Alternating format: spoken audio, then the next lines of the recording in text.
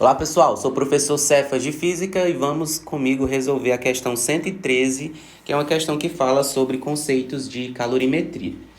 Você já deve ter notado que a areia da praia num dia de verão fica mais quente que a água.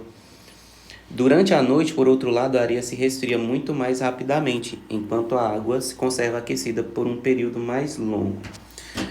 Os oceanos e lagos permanecem numa faixa de temperaturas relativamente pequena durante as 24 horas do dia, pois a água pode absorver ou perder grandes quantidades de energia térmica sem variar muito a sua temperatura. Assim, a água se aquece e se esfria mais lentamente do que as áreas terrestres adjacentes, surgindo então as brisas terrestres e marítimas. Esse fenômeno tem grande influência na formação do clima das regiões próximas a grandes extensões de água. A água também é utilizada para apagar incêndios, certo? Pois retira calor e esfria os corpos que queimam. Pelo mesmo motivo, a água é utilizada como agente refrigerador em radiadores de automóveis. De acordo com os exemplos do texto, a água funciona como um regulador térmico porque possui. Gente, olha, a água, como o texto já diz, ela é um ótimo regulador térmico, né? Mas por que isso? Porque para a água, por exemplo, para a água aquecer, ela precisa ganhar muita energia, certo? E para ela resfriar, ela precisa perder muita energia.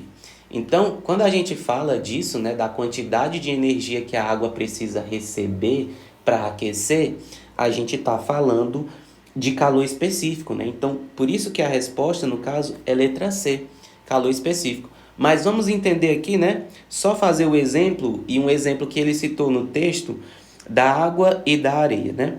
Por exemplo, a areia, se a gente pode consultar aí nas tabelas e verificar que o calor específico da areia, ele é em torno de 0,2 calorias por grau Celsius.